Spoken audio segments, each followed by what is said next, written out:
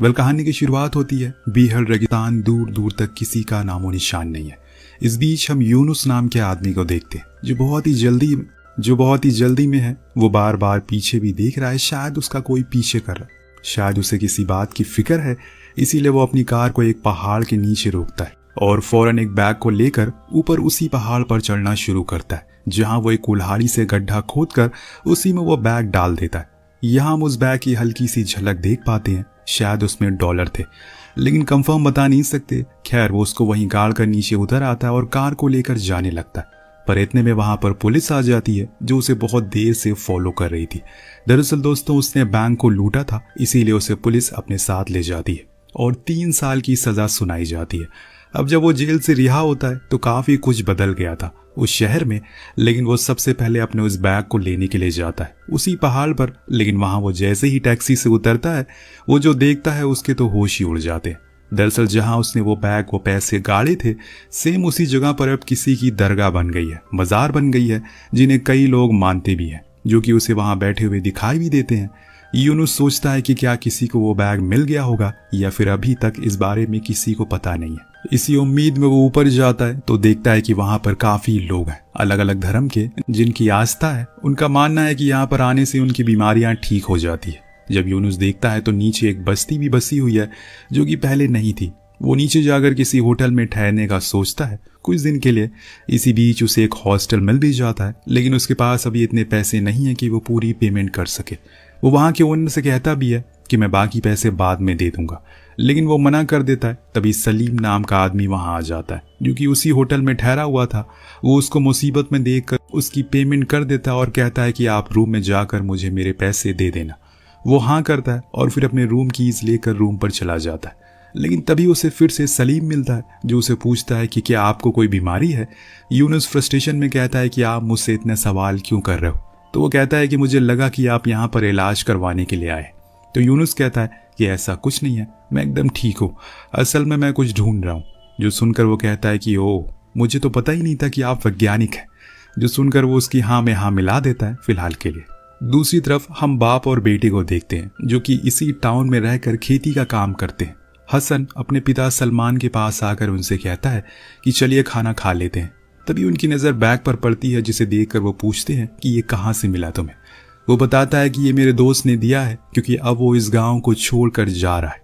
ये सुनकर उसके पिता वापस खेत की ओर चले जाते हैं और कहते हैं कि थोड़ी देर में घर वो आ जाएंगे।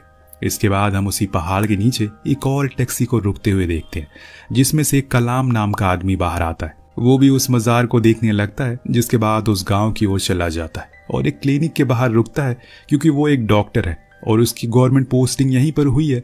अंदर से एक बूढ़ा आदमी निकलता है जो उसे अंदर आने को बोलता है। उससे कहता है कि हम लोग आपका ही इंतजार कर रहे थे।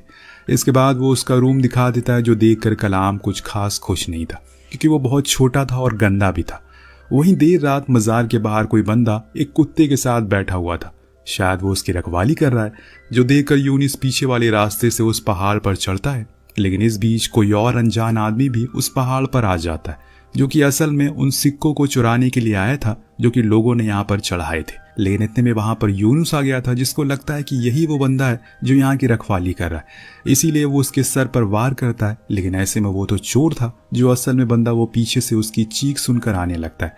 इसीलिए यूनुस फौरन नीचे उतरने लगता है और सुबह हम देखते हैं कि हसन के पिता सलमान उससे कहते हैं कि मैंने रेडियो पर सुना था कि इस बार ये बादल हमारे गाँव की ओर आ रहे, शायद बारिश होने वाली है। तो वो कहता है कि आप तो ये हर बारिश सुनते हैं और इस बात को अब 10 साल हो गए, तब से बारिश हो ही नहीं रही है। मुझे तो लगता है कि ये जगह ही मनहूस है, हमें यहाँ से चले जाना चाहिए। मेरे सारे दोस्त भी यहाँ से चले गए हैं। पर सलमान कुछ नहीं कहते।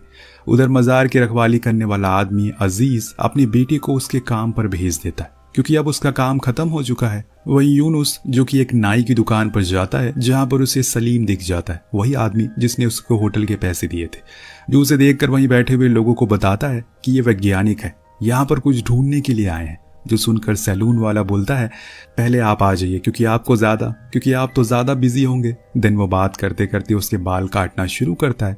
इतने में वहां पर अजीज आ जाता है, उस मजार का रखवाला, जिसे देखकर सलीम कहता है कि तुम तो हमारे हीरो। जिसे सुनकर वो नाई बोलता है अच्छा बताओ तो वहां हुआ क्या था।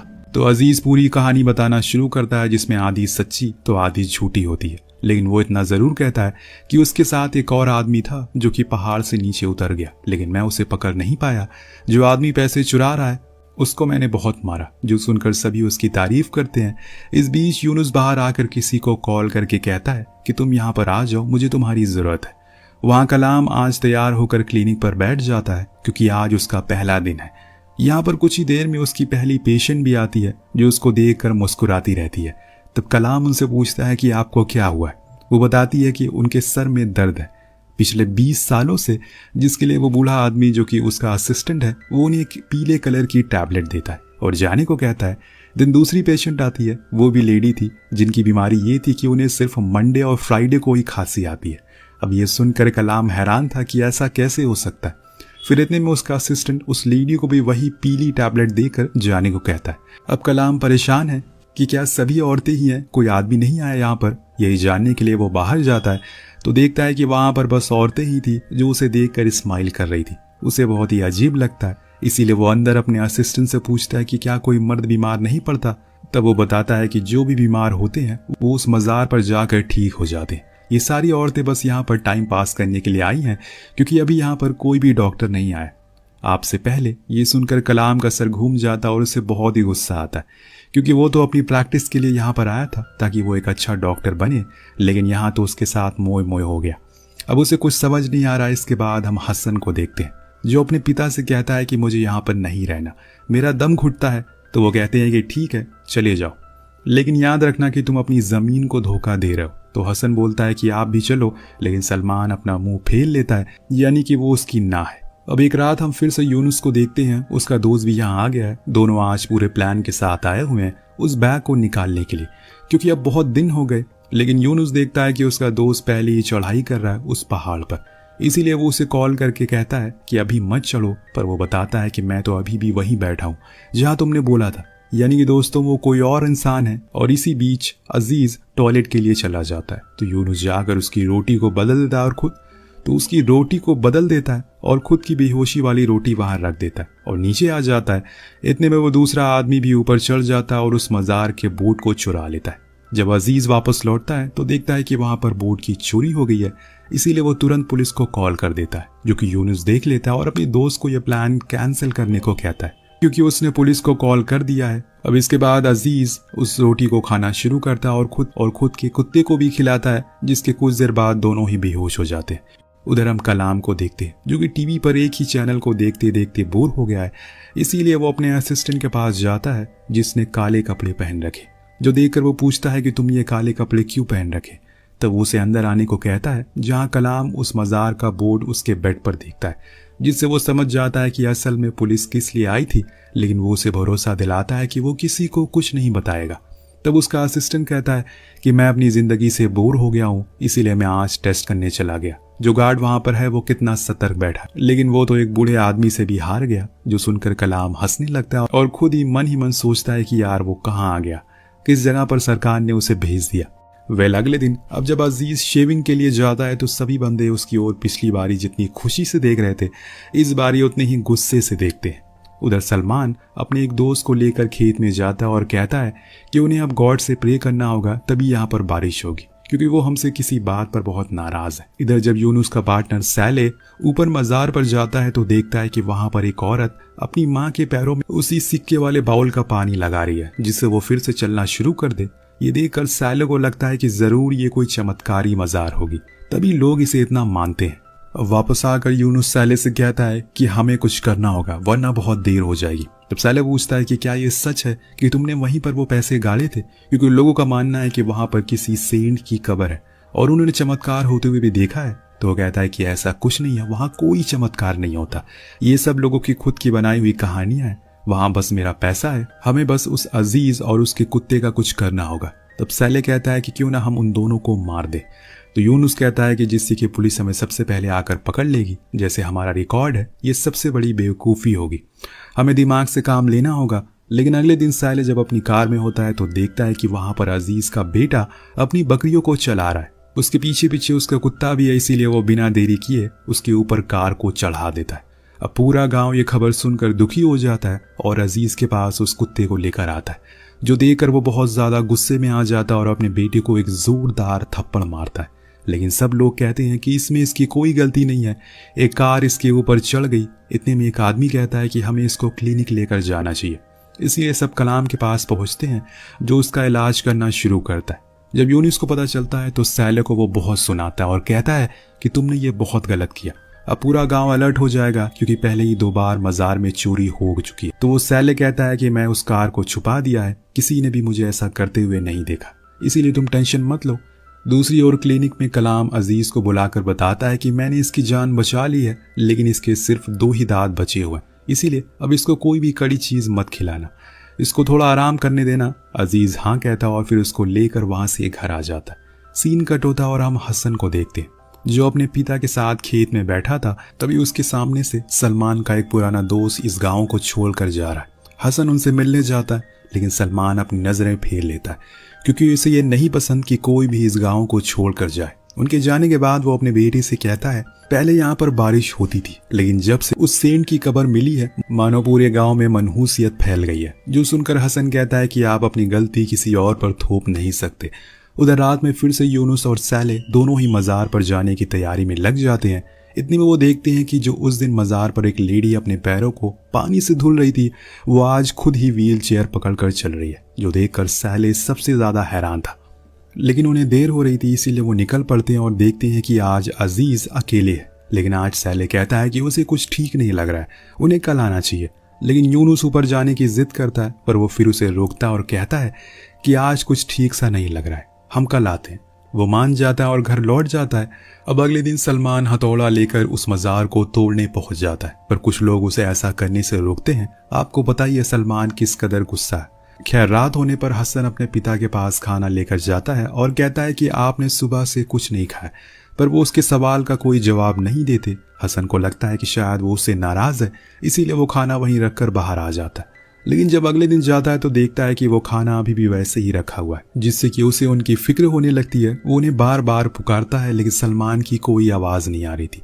हसन को लगता है कि शायद ये अपने दोस्त को याद कर रहे होंगे, इसीलिए वो उसी दिन उनके गांव जाकर उन्हें सब बताता है और फिर उनके साथ अपने घर की ओर आने लगता है।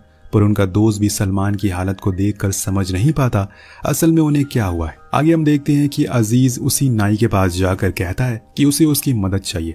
असल में उसने अपने कुत्ते के दांत लगवाने हैं, तो वो कहता है कि मैं बस सोने के दांत ही लगाता हूँ। तो अजीज कहता है कि ठीक है, मैं पैसे का इंतजाम कर दूंगा, बाकी तुम उन दांतों को बना दो, फिर हम डॉक्टर से उसे लगवा देंगे। वो मान जाता और उसी रात वो अपने डॉग के कुछ टूटे हुए दांत और पैसे लेकर उस नाई के घर पहुंचता। लेकिन उसमें कुछ पैसे कम थे, इसीलिए वो कहता है कि वो उन्हें कुछ ही दिन में अपनी जमीन बेचकर लौटा देगा। देन कुछ दिन बाद वो नाई उन सोने के दांतों को बना देता है, जिसे लेकर वो डॉक्टर के पास जाता है। अब डॉक्टर कलाम उसे लगा देते हैं और ये चीज़ जब गांव वाले देखते हैं तो वो कलाम की बहुत तारीफ करते हैं, उस डॉग की भी। ऐसे ही एक दिन अजीज अपने कुत्ते को घर के बाहर बांधकर सोने के लिए चला जाता है, और उसे लगता है कि अगर किसी ने उन सोने के दांतों को चक्कर उसके कुत्ते को फिर से कुछ कर दिया तो क्या होगा, इसीलिए वो उसे अंदर भेजकर खुद ही रखवाली करने लगता है। यही समय का पहिया है दोस्तों, कल कुत्ता उसकी रखवाली कर रहा था और आज वो कुत्ते की कर रहा है। वहीं दूसरी ओर हसन फिर से अपने पिता के कमरे में जाता है, पर वो देखता है कि उनकी मौत हो गई भूखे रहने की वजह से। इसके बाद वो उन्हें वहीं अपने खेत में दफन कर देता है।